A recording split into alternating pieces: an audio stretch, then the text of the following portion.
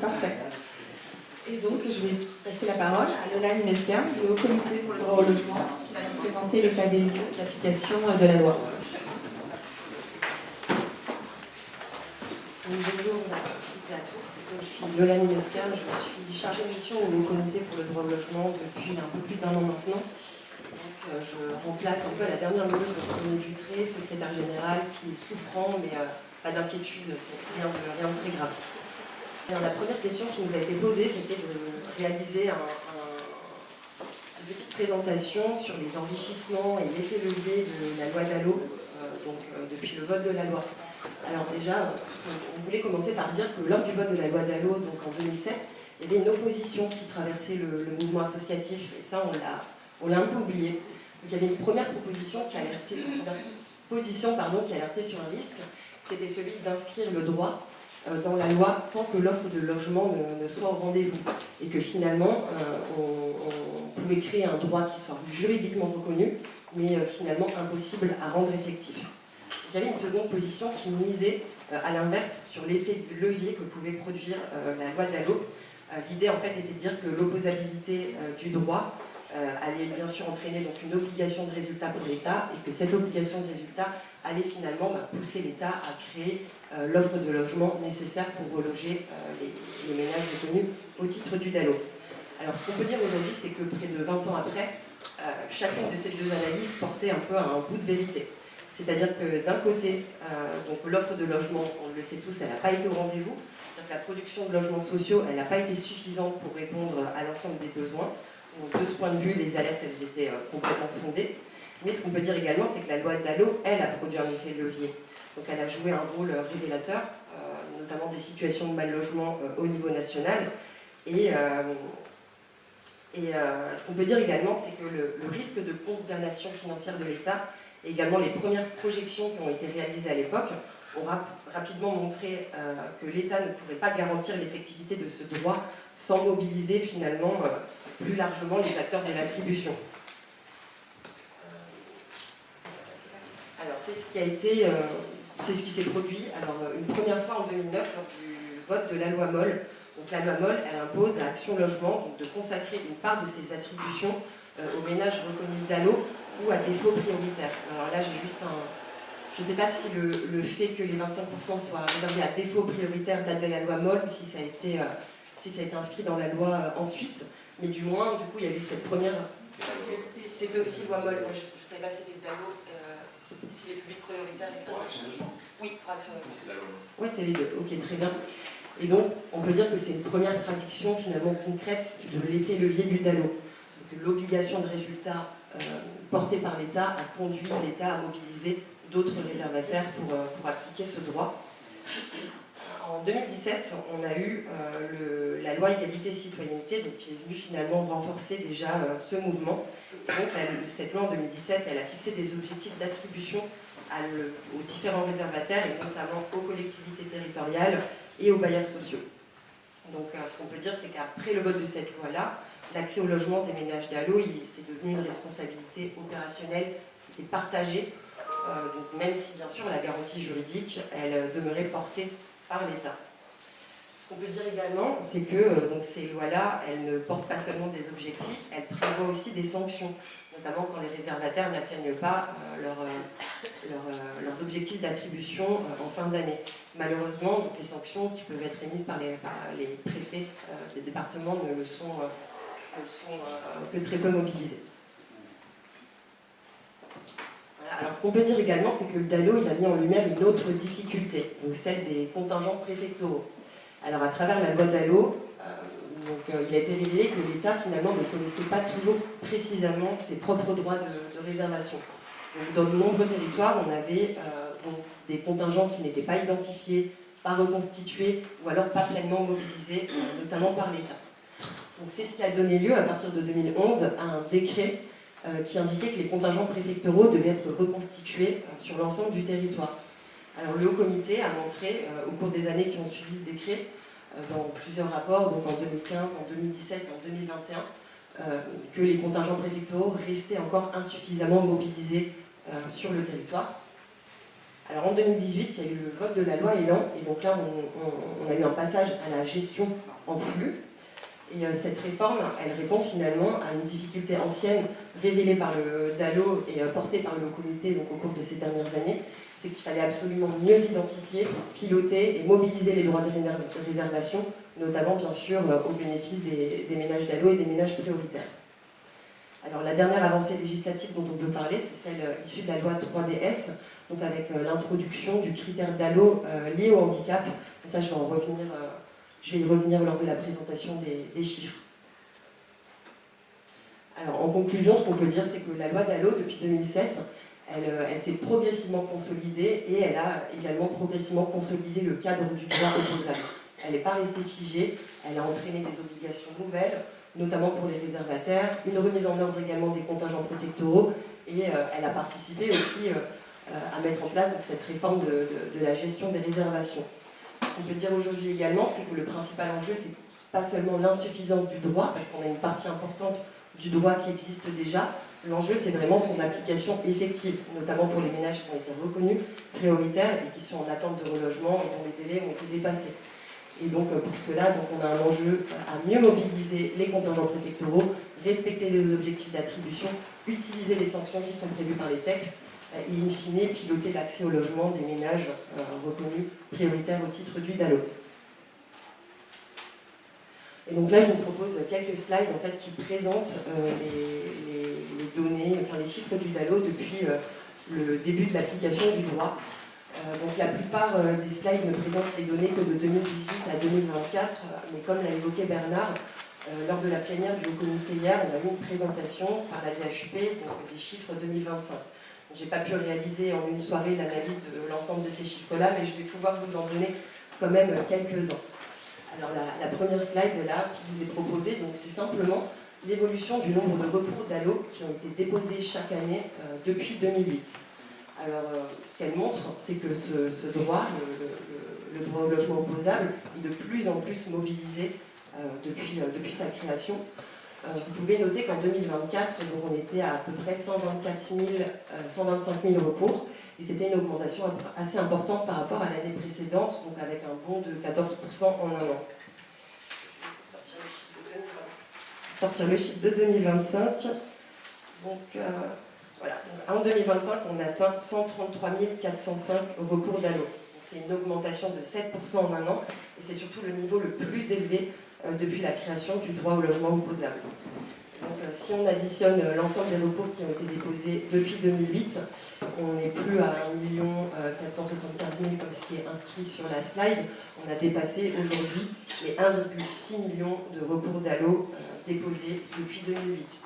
Donc ça montre finalement deux choses. La première, c'est que le DALO est bien identifié et de plus en plus identifié. Et aussi, ça révèle l'aggravation du mal logement dans notre pays. Alors cette deuxième slide, elle présente donc, les principaux motifs qui sont évoqués, qui sont invoqués par les ménages requérants DALO chaque année. Donc déjà, ce que ça montre en premier lieu, c'est qu'on a une diversité de situations de mal logement pour lesquelles on peut être reconnu dans le cadre du droit au logement opposable. Alors ce qu'on voit, c'est que le critère le plus souvent évoqué, c'est celui de l'absence de logement autonome. C'est-à-dire qu'on a 39% en 2024 des recours qui concernaient des personnes qui étaient soit dépourvues de logement, soit hébergées chez un particulier. Arrive ensuite le deuxième critère le plus mobilisé, celui des délais anormalement longs. Donc ça montre bien que finalement la voie d'accès classique au logement social souvent ne permet pas à tout le monde d'y accéder et que le DALO permet cela. On voit ensuite les situations de mal logement, mais à l'intérieur même d'un logement occupé, si je puis dire, qui représente quand même 26% des motifs invoqués. Donc notamment pour le fait de vivre dans un logement non décent, dans un logement suroccupé, avec la présence de personnes handicapées ou mineures. On a d'autres motifs ensuite qui sont un peu moins mobilisés, comme celui de la menace, comme celui du fait d'être menacé d'expulsion sans relogement, d'être hébergé de façon continue en structure d'hébergement ou en logement de transition, ou être logé dans des locaux qui sont impropres à l'habitation ou présentant des caractères insalubres ou dangereux, ça reste quand même assez important. Enfin, le dernier motif, le motif le moins invoqué pour le coup, c'est le dernier qui est entré en date donc, après le vote de la loi 3DS. Donc c'est le fait de vivre dans un logement qui est inadapté au handicap d'un requérant ou d'une personne à sa charge, qui représente 9% des motifs invoqués en 2024, ce qui, de mémoire, équivaut entre 12 000 et 14 000 recours. C'est finalement très peu quand on met ça au rapport du nombre de ménages qui peuvent être concernés donc, par cette situation de mal logement. Et on explique bien sûr, j'imagine que vous le savez tous ici, en partie par le fait que le Cerfa DALO, encore aujourd'hui, n'intègre pas ce critère. C'est-à-dire que tous les ménages qui sont dans cette situation de logement doivent remplir le Cerfa DALO dans la case commentaire, donc ce qui pose des questions sur l'accès aux droits effectifs pour ces ménages. Alors, on passe à l'instruction des commissions de médiation. Donc là, cette slide-là, elle vous montre simplement en effectif le nombre de ménages qui ont été reconnus au titre du DALO entre 2018 et 2024. Alors en 2024, on était à plus de 37 000 ménages reconnus prioritaires et urgents au titre du DALO. Et je peux d'ores et déjà vous dire qu'en 2025, donc ce chiffre il a augmenté, on passe à 39 500 ménages. Donc c'est le plus haut niveau depuis 2008. Et donc si on additionne l'ensemble des ménages qui ont été reconnus depuis l'adoption de la loi, on a dépassé le demi-million de ménages reconnus DALO.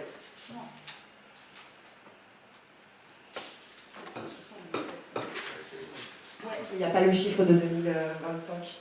Si on ajoute 2025, on passe à 517 000 ménages qui ont été reconnus depuis 2008. Donc ça rappelle, ça montre bien que finalement, le DALO a permis tout de même à plus d'un demi-million de personnes de reconnaître juridiquement leur situation de mal logement, ce qui n'est pas rien. Alors, donc là, on se concentre toujours sur le nombre de ménages qui ont été reconnus prioritaires au titre du DALO.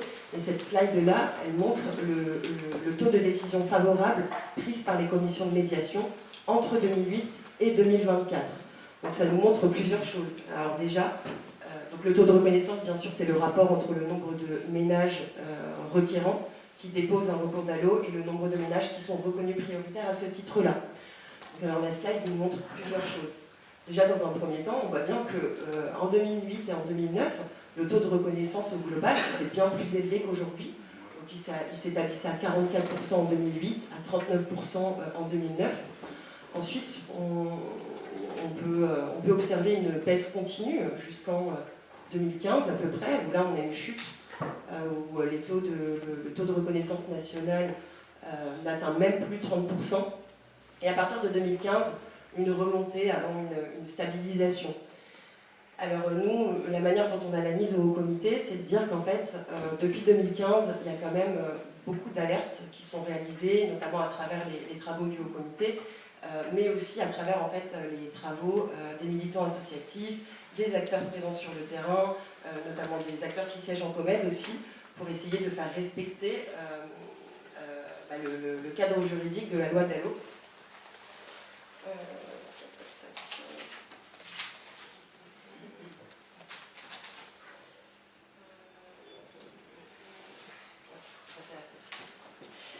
Et alors, cette slide-là vous montre le taux de reconnaissance donc, en 2023 et 2024 selon le motif qui a été invoqué par le requérant DALO. Et donc, ce qu'on peut voir, c'est que le taux de reconnaissance au titre du DALO, il varie fortement selon les motifs qui ont été invoqués par les requérants. Et donc, on a certains motifs qui sont davantage reconnus par rapport à d'autres. Par exemple, le motif dépourvu de logement ou hébergé, c'est un particulier. Il présente un taux de reconnaissance bien plus élevé que tout ce qui relève des situations liées au logement indigne, à la non-décence, à la suroccupation ou alors au handicap. Alors je trouve que cette slide elle est assez importante parce qu'elle montre que les critères ne sont pas appréhendés de la même manière dans les commissions de médiation. Et ce qu'il est important de rappeler, c'est que les critères du DALO ils sont fixés par la loi et donc les commissions doivent apprécier la situation des requérants à l'aune des critères qui sont fixés par la loi et pas donc de la situation notamment départementale dans laquelle la commission se tient. On ne peut pas reconnaître un ménage DALO au regard de l'offre de logement disponible sur le territoire ou alors des problématiques de relogement qui vont incomber aux services dans ce même département.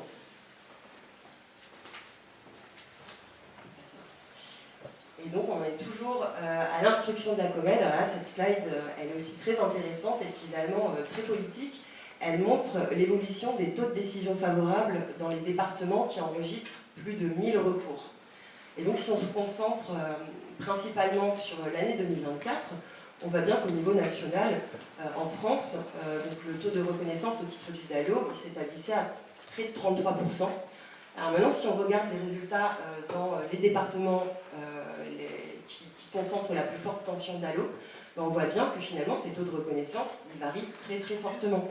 Et donc là se pose la question, pour vous donner juste un exemple, on voit bien qu'à Paris, qui est un peu considéré comme un bon élève, le taux de reconnaissance au titre du DALO, il s'établit autour de près de 47%, à l'opposé complète du spectre. En Hérault, en 2024, seuls 12% des ménages qui faisaient un recours DALO étaient finalement reconnus prioritaires. Donc ça pose vraiment la question de l'égalité des requérants face à ce droit et surtout les disparités territoriales dans l'application du DALO. Il n'est pas normal qu'aujourd'hui, un ménage ait finalement plus de chances d'être reconnu DALO s'il le dépose à Paris plutôt que de le déposer en Essonne, par exemple. On sait bien on imagine que les recours ne sont pas exactement les mêmes dans chacun département, qu'il y a des spécificités aussi qui peuvent s'entendre, mais avoir des écarts aussi importants dans le taux de décision favorable, c'est vraiment un point d'alerte qui est très important et donc le Haut Comité alerte très régulièrement là-dessus.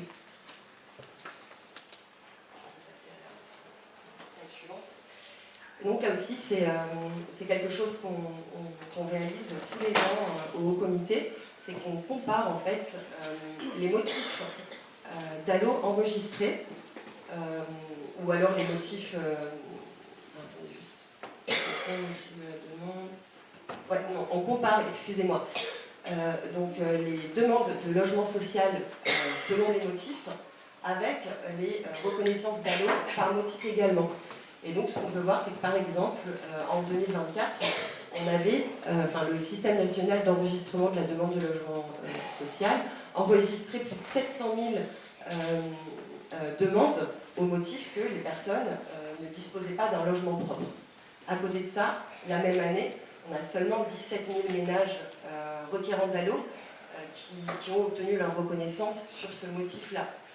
Si on prend le cas des ménages en procédure d'expulsion, donc en 2024, on avait plus de 30 000 demandes de logement social à ce titre-là, contre seulement 4 000 ménages DALO reconnus à ce titre. Alors, vous voyez la même chose, la même démonstration pour ce qui relève des situations d'habitat indigne ou d'inadaptation ou handicap. Et donc ce que ça montre finalement, c'est que le DALO, c'est un droit dont le nombre de recours augmente chaque année, mais on se dit que parmi l'ensemble de ce vivier de demandeurs de logements sociaux, bien sûr on est sur du déclaratif parce qu'on fait une demande de logement social, mais on se dit bien que parmi l'ensemble de ces demandeurs, bon nombre d'entre eux pourraient faire une demande DALO et être reconnus à ce titre-là. Je vais passer à la slide suivante. Alors ça c'est aussi une autre slide que je trouve très intéressante, c'est quelque chose qu'on martèle aussi assez régulièrement au sein du Haut Comité. Et cette slide se permet un peu de déconstruire certaines des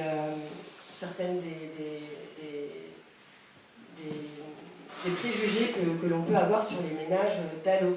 Alors le premier chiffre le plus intéressant à noter, c'est que parmi l'ensemble des demandeurs DALO, on compte plus de la moitié qui exercent une activité professionnelle ou alors suivent une formation ou alors sont engagés dans un parcours d'apprentissage. En d'autres termes, les DALO sont des ménages qui travaillent pour la plupart. Au comité, on essaye d'ailleurs, on aime bien objectiver le fait que les ménages DALO sont finalement, représentent comment est-ce qu'on appelle ça, les salariés un peu prioritaires, on essaye de mettre au devant. Oui, les travailleurs essentiels. Pour nous, les travailleurs essentiels sont les DALO. Donc si on relogeait les DALO de manière plus effective, on relogerait aussi une partie des travailleurs essentiels. Pour ce qui est du niveau de ressources des requérants DALO, on voit bien qu'on en a près de 60% qui ont des ressources qui sont supérieures au SMIC. Donc ça vient aussi casser certaines représentations qu'on peut avoir sur les ménages DALO. Et enfin, le dernier indicateur important, donc, quand on regarde la composition des ménages requérants DALO, on se rend compte déjà qu'on a plus de 40% des requérants qui sont des personnes seules. Je trouve que ça vient quand même bien casser l'idée du fait que le ménage DALO, c'est une famille avec beaucoup d'enfants qui va causer des problèmes, etc., etc. On se rend compte déjà qu'on a plus de 40% des personnes requérantes qui sont des personnes seules. Et que, finalement, les couples avec enfants et les familles monoparentales, bien sûr, elles représentent une part importante des ménages requérants, mais pas la majorité, quoi. Alors là, maintenant, on a 2 slides sur l'accès au logement des publics DALO. Alors, la première, elle vous présente les ménages qui ont été relogés depuis la mise en œuvre de la loi. Donc ça, c'est une présentation qui n'est pas en cohorte. Donc, ça fait simplement le point sur le nombre de ménages qui ont été relogés chaque année, mais on ne prend pas en compte l'année de décision, l'année de leur priorisation DALO. Pour cela. Donc ce qu'on peut voir, c'est que le nombre de ménages relogés a augmenté sur la période, mais il est plutôt stable là au cours de ces dernières années. En 2024, on avait un peu plus de 23 000 ménages qui avaient été relogés. Et en 2025, ce qu'on peut vous dire, c'est que ce chiffre a augmenté. Donc il atteint 25 037 ménages. Et donc c'est le niveau le plus élevé depuis la création de la loi. Nous, on va devoir, au comité, on va analyser aussi plus précisément ce chiffre-là, parce que, bien sûr, on est content de se dire qu'on a 2000 ménages supplémentaires qui ont été relogés en 2025, mais ça reste quand même très en deçà des besoins. Je présenterai cela dans la slide précédente. Et ce qu'on peut dire également, c'est que ce chiffre il doit être mis en perspective quand même avec l'ensemble des attributions qui sont réalisées chaque année sur le territoire national. En 2024, les attributions aux ménages DALO, ça ne représentait que 6% de l'ensemble des attributions, ce qui reste quand même très faible, alors que le DALO confère un relogement prioritaire aux ménages qui ont accès à ce droit. Et donc là, cette slide-là, elle vous montre le nombre de ménages bénéficiaires qui sont en attente d'un logement et dont le relogement est hors délai. Et donc là, on n'est plus dans un suivi en activité, on est dans un suivi en cohorte. C'est-à-dire que, par exemple, si on prend l'année 2012, parmi l'ensemble des ménages DALO qui ont été reconnus en 2012, aujourd'hui, reste encore à reloger 3033 ménages. Donc cette slide, elle nous montre plusieurs choses.